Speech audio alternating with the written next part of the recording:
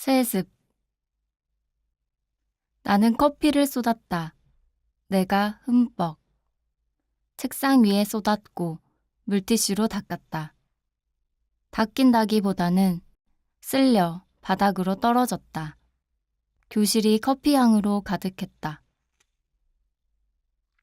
처음으로 들어온 학생이 선생님, 커피를 드셨나요?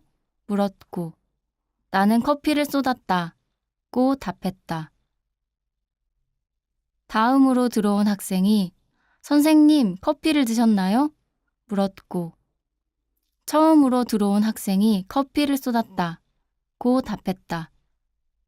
나는 그런 것까지 말할 필요 없다고 말했다. 다음으로 들어온 학생이 선생님, 커피를 드셨나요? 물었고 두 번째로 들어온 학생이 그런 것까지 말할 필요 없다고 답했다. 나는 조금 얼굴이 빨개졌다고 생각했다. 마지막으로 들어온 학생이 선생님, 얼굴이 빨개지셨나요? 물었고 세 번째로 들어온 학생은 아무런 말이 없었다. 나는 커피를 쏟았다는 것을 처음 들어온 학생만 알았다. 자리에 앉으렴. 수업 시작할 시간이야. 오늘은 대꾸와 반복에 대해 배울 것이다.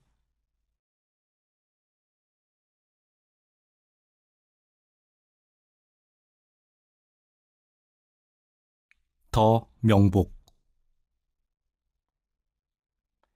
은철은 전기장판을 끄는 것으로 청소를 시작한다. 사람들은 겨울에 꼭 전기장판을 켜둔 채 목 끝까지 이불을 덮고 죽었다. 탐폰을 가방에서 꺼내 반드시 앞주머니에 넣는다. 뒷주머니에 넣었다가 바지를 내리면서 변기에 빠뜨린 적이 있기 때문이다. 그를 왜 남자라고 생각했지? 생각하다가 그만 탐폰을 뒷주머니에 넣고 변기에 앉아버렸다. 탐폰을 앞주머니에 넣는 남자를 떠올린다. 은철의 오래된 이름은 김은영. 은영씨, 은영씨를 불러본다. 은영씨는 자신의 이름이 싫어서 그를 투고할 때마다 남동생의 이름을 겉봉투에 적었다. 마포구 서교동 370-13 203호 김은철. 은철씨, 은철씨가 정한 이름으로 불러주자 은철씨는 화장대 옆에 있는 액자 속 남자를 본다. 사진 속 남자는 얼굴에 꽃받침을 하고 애인의 어깨에 기대 웃고 있다. 화장실은 곰팡이 하나 없이 깨끗하다. 이렇게 깔끔한 사람이 자살을 하다니 빌라 주인이 괴롭다. 은철 씨는 그게 무슨 상관인지 알 수 없고 빌라 주인이 죽는다면 자살로는 죽지 않을 것 같다고 생각한다. 은철 씨는 시체가 있던 장판 주위를 뜯어낸다. 내가 비염이 있어서 참 다행이야. 전화벨이 울린다. 애인의 전화다. 첫 질문은 자주 같다. 이번에는 여자야 남자야? 은철 씨는 궁금하지 않아. 대신 모르겠어 라고 말한다. 남자의 집에서 가져온 매니큐어를 바르고 손톱이 닿지 않게 엉거주춤 노트북을 켠다. 퇴근 후 블로그에 홍보글 쓰기, 고독사, 경력 3년, 공릉동 특수청소. 남자는 창문을 빠짐없이 열어두고 나왔는지 떠올린다. 남자가 턱을 괴고 고개를 한쪽으로 기울인다. 사랑에 빠질 것 같다. 탁자 위 거울에 비친 내가 예쁘다.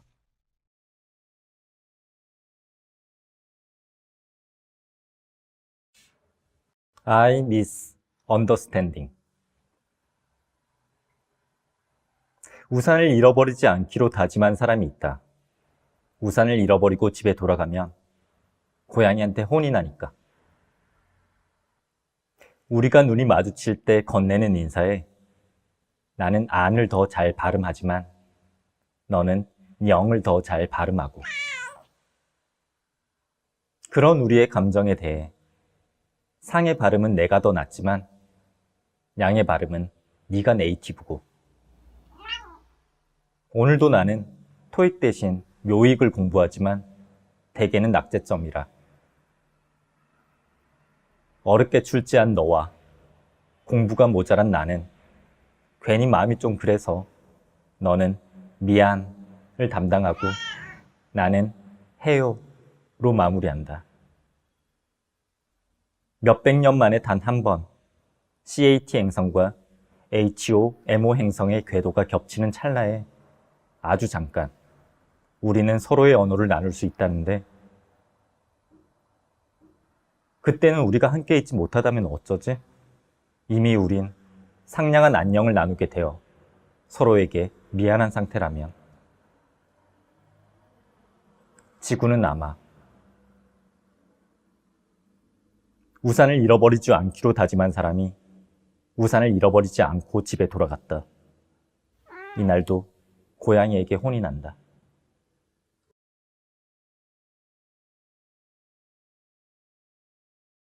실공. 빈 나무를 올려다보며 누군가 말한다. 잎이 왜 떨어지는지 알아요? 열매가 익으면 잎은 쓸모없기 때문이요. 사람의 인과성은 습관적이다.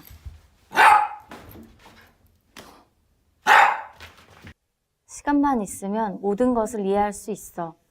남자가 말하자 강아지가 고개를 한쪽으로 약간 기울인다.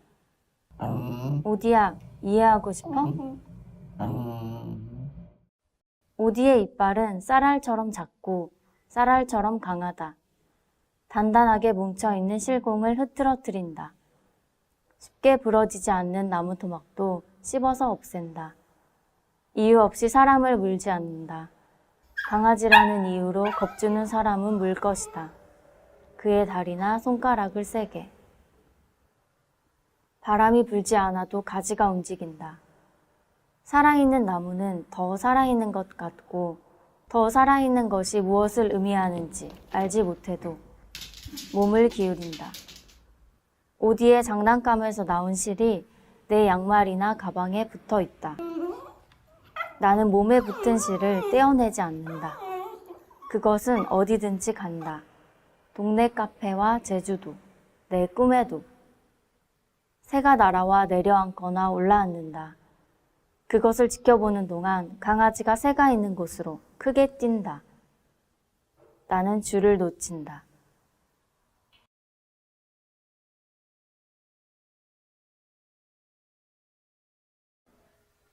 두세 대개는 러브. 알아.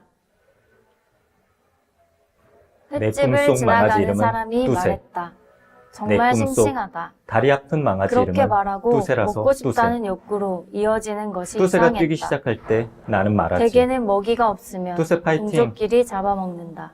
내 장구대 그것도 속 없으면 뚜세 자기 파이팅을 다리를 잘라서 하나 먹는다. 둘 셋 파이팅으로 들었다는 당신에게 모래도 진흙도 없는 하나 둘 셋 수조에서 입을 맞춰주고 다리가 나면 묶인 채 뚜세는 레고처럼 어느새 빈틈없이 저만큼 달려 쌓여있는 큰 개야. 나는 다시 잠드는데 누가 너의 이름을 대개로 지었니? 셋 둘 하나 3년 전 다시 돌아온 뚜세는 강남역에서 남자에게 넷, 셋, 살해당한 둘, 여자에게 다리가 아프지 한 않은 남자가 망아지 말했다. 다섯 다음 생엔 남자로 다리를 태어나길. 절지 않는데 그리고 그는 대개에게 말할 것이다. 다음 생엔 인간으로 태어나렴. 오늘 밤은 당신과 같이 누워 천장을 보다 다시 잠들다 하면 달 같은 걸 볼 수 있는 건 아니지만 달이 저물고 있는데 도로 눈이 감겨 뚜세를 만나러 가면 어느새 뚜세도 하나 둘 셋도 사라지고 달이 아직 조금은 남아 나는 말하지 사랑해요. 나는 바다에서 유영하는 개들을 상상한다. 더 어둡고 더 깊은 바다. 그리고 음식에 관하여 생각한다. 어느 동물권 운동가의 인터뷰. 엄마가 있거나 얼굴이 있는 것은 먹지 않아요. 그러나 얼굴이라는 것은 너무 인간적인 생각이 아닐까?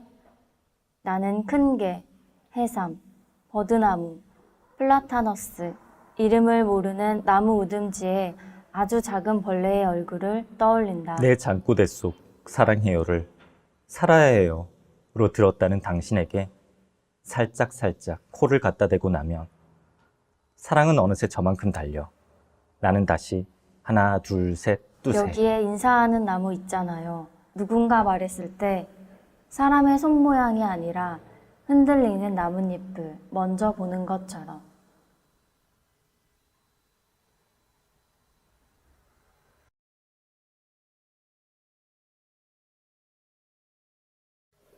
안녕하세요. 지하낭독회 권창섭입니다. 성다영입니다.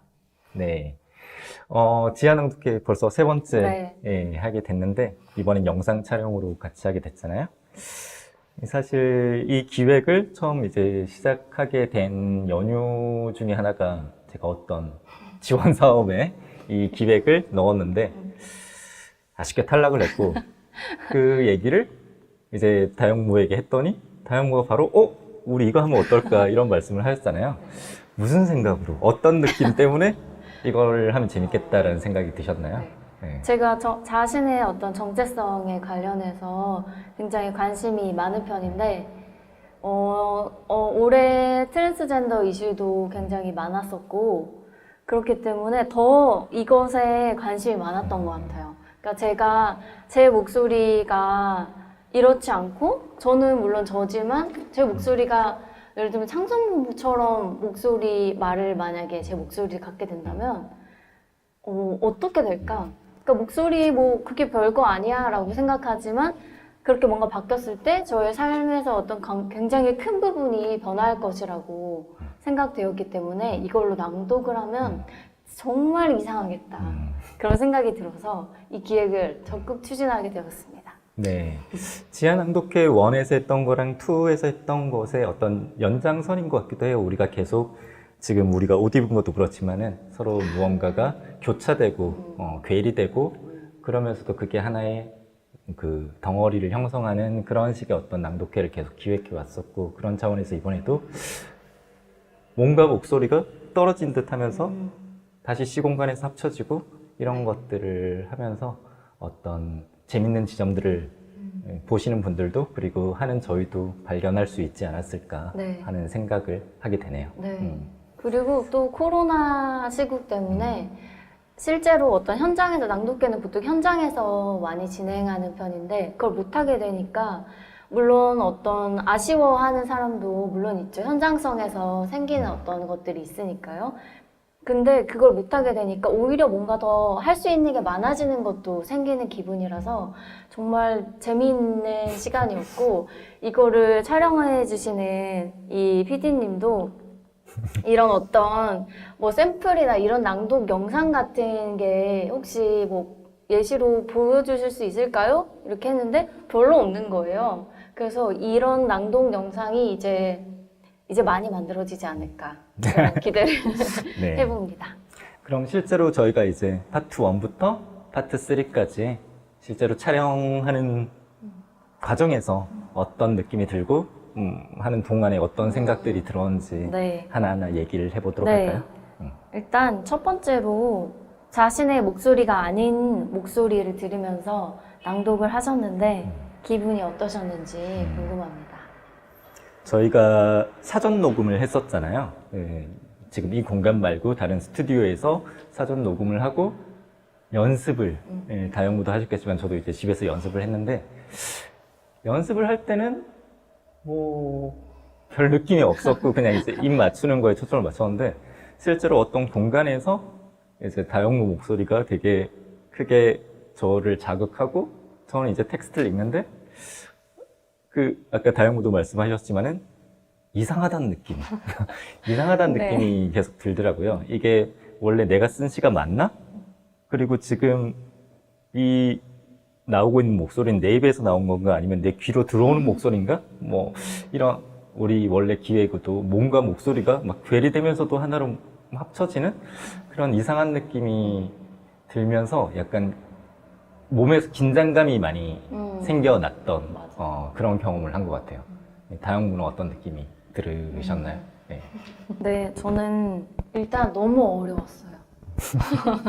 왜냐면 그 시를 읽는 리듬이 굉장히 다르기 때문에 사람마다 그거를 립싱크로 맞추는 것이 정말 어려웠고, 그런 약간 시를 읽는 것도 어렵지만 쓸 때도 자기마다 어떤 호흡이 있겠구나. 그건 너무 당연히 우리가 아는 사실이지만 실제로 이걸 듣다 보니까 들으면서 그런 생각이 가장 많이 들었던 것 같아요. 자기만의 리듬이 있고 그거를 시를 쓸 때도 이 시에 많이 나타나겠구나. 그런 생각을 많이 하면서 어렵게 낭독을 하였습니다.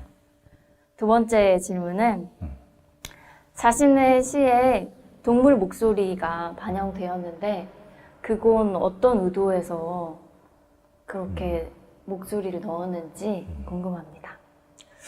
사실 이제 저도 9월이라는 고양이와 함께 살고 있고 이제 다영무도 오디라는 강아지랑 같이 살고 있는데 그 죽기 전에 혹은 죽고 나서도 단 한 가지 소원이 있다면 뭐 이런 질문을 받았을 때 생각난 게 얘랑 같은 언어로 한번 얘기를 해보고 싶다 이런 생각을 한번 했던 것 같아요. 그래서 그런 생각에서 쓴 시였는데도 불구하고 전 인간이다 보니까 확실히 인간 중심으로 얘가 하는 말들을 내 자의적으로 번역하고 있구나 이런 생각이 많이 들더라고요. 뭐 예를 들어가지고 아까 시 9절에 상냥 뭐 이런다고 했을 때 고양이가 양 한다고 해서 저에게 상냥하게 대하는 것도 아니고 미양 이런다고 해서 저한테 미안하다는 뜻도 아닌데 나는 그거를 굳이 내 시에 넣기 위해서 얘 말을 미안, 상냥, 뭐 안녕 이런 식으로 번역해서 인간 중심으로 놓고 있구나.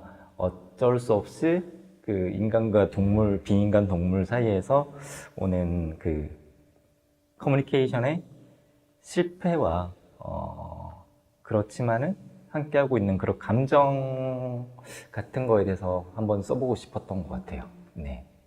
다영무는 오디를 이제 시에 넣을 때 어떤 네. 느낌이 드셨는지.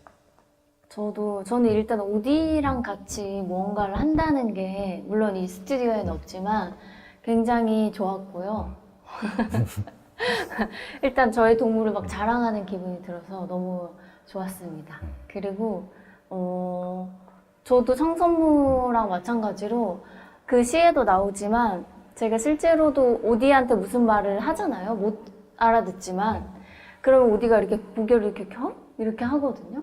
그럼 또 그게 정말 귀여워가지고 제가 막 더 이상한 말을 하곤 하는데 그럴 때마다 제가 오디한테 오디야 이해하고 싶어? 라고 말을 한단 말이에요. 근데 그거는 제 입장인 거고 오디의 입장에서도 아, 쟤 왜 이렇게 말 못 알아들어 이렇게 그렇죠. 생각할 것 같다는 생각을 굉장히 많이 했어요. 그래서 또 어떤 시가 인간만 다르게 이렇게 낭독을 하는 게 아니라 사물이 낭독하면 어떨까? 아니면 비인간 어떤 존재가 낭독하면 어떨까? 이런 상상도 저 혼자서 많이 해봤던 것 네. 같아요. 지하 낭독회 계속 기대해 주시면 이런 기획을 계속 우리가 해 나가도록 하겠습니다. 깨알같은 거. 네. 마지막 질문들 나눠볼까요? 네. 세 번째 질문인데요. 마지막 질문인데요. 동시에 서로 다른 시를 낭독해가는 어떤 충돌 속에서 어떤 기분이 드셨는지 궁금합니다. 다 보셨겠지만 이제 한 절반 부분까지는 저희가 이제 목소리가 겹치고 그 다음에 누군가 공백이 있을 때 서로 다른 목소리가 나오기도 하고 서로 이제 목소리 높낮이가 다르기도 하고 크기가 다르기도 하고 이러다가 중간 부분부터 이제 약간 꼬여있던 매듭을 푼 느낌? 그 매듭이 묶여져 있다가 묶여져 있는 그 두 개의 실을 따로 이제 떼어놓은 그런 느낌이 들었는데 저는 좋았어요. 그러니까 이제 제가 낭독을 하고 있는데 사실 거의 다 낭독이라고 했을 때 시인 혼자 낭독을 하거든요. 근데 사실 저는 혼자 낭독하는 거에 크게 관심이 없다 보니까 옆에서 같이 낭독을 해주고 있다는 것 자체가 되게 기분이 좋더라고요. 그러니까 이게 보시는 분들이 무책임하지만 이해되도록 들리든지 말든지랑 상관없이 그냥 내가 혼자 낭독하고 있는 것이 아니라는 것, 그 자체가 되게 좀 편안한 느낌? 오히려 편안한 느낌이 많이 들었던 것 같아요. 혼자 낭독하면 되게 긴장되잖아요. 멋진 목소리로 쏙쏙 잘 들어오게 낭독을 해야 된다는 부담감이 있는데 이거는 어차피 못 알아듣실 테니까 내 멋대로 낭독해야 되겠구나 이런 이제 편안함이 오히려 생겼던 것 같아요. 네. 그렇군요. 저는 오히려 처음에 기획했을 때는 이게 동시에 들리면 아주 엉망이 될 것이다 라는 기획 의도를 갖고 했거든요. 그래서 이게 아예 들리지 않고 그러니까 뭐 들리게 된다면 중간에 공백 정도 들리겠거니 이렇게 생각했는데 실제로 낭독을 해보니 어떤 박자가 서로 뭔가 겹쳐지는 지점들이 생기면서 신기했어요. 저는 음악처럼 느껴졌거든요. 네. 그래서 제가 뭐 제 입장에서 말씀드리면 제가 어떤 리드하는 어떤 멜로디가 나간다면 창선무는 약간 배경음악처럼 느껴졌다가 또 어떤 부분에서는 창선무가 뭔가 멜로디 라인처럼 느껴졌다가 제가 또 배경음악처럼 느껴지고 그래서 아니 시의 음악성이 있다는 것을 약간 방금 약간 같이 하면서 느꼈던 것 같아요. 네. 저희 이제 지하낭독회 세 번째로 영상으로 여러분들을 찾아뵙게 되었는데요. 이제 이 지하낭독회 유튜브 채널에서 오늘 이 영상 말고도 다른 영상들, 다른 어떤 기획들로 찾아뵐 예정입니다. 어떤 기획들 우리 생각하고 있는지 잠깐 뭐 스포일러 해주실 수 있을까요? 스포해도 되나요? 네, 스포 해보죠. 잠깐 스포를 하자면 하나는 누가와 낭독회인데요. 그게 저희가 이제 낭독회를 오프라인 행사로 잡게 되면 저녁 7시에 행사를 보통 잡아요. 왜냐면 그때 퇴근하고 오는 시간이 맞기 때문에 그렇게 저녁으로 잡는데 그렇게 보통 잡으니까 육아를 하는 어떤 사람들은 그 시간이 제일 바쁘고 제일 안 된다라고 하시더라고요. 그래서 오히려 시간이 되는 거는 오전 10시. 그때가 가장 한가하다. 이런 말씀을 하셔가지고 그래 그러면 우리 오전 10시에 하는 낭독회를 하자. 이렇게 말했더니 그럼 그거 누가 와? 그래서 누가 와 낭독회를 하려고. 저도 못 올 수도 있어요. 저는 가겠습니다. 진짜요? 저는 그럼 온라인으로. 네. 누가 낭독회를 비롯해서 어떤 행사 영상들 뿐만 아니라 짤막짤막한 우리 이제 유튜브 채널을 활용해서 다양한 인사를 드릴 수 있도록 노력해 보도록 하겠습니다. 지금까지 지하낭독회 권창섭 성다영이었습니다. 다시 웃음. 너무 웃겨요. 그래요? 네. 너무 뻔뻔해? 네. 어떻게 이렇게 안 웃고 잘하지?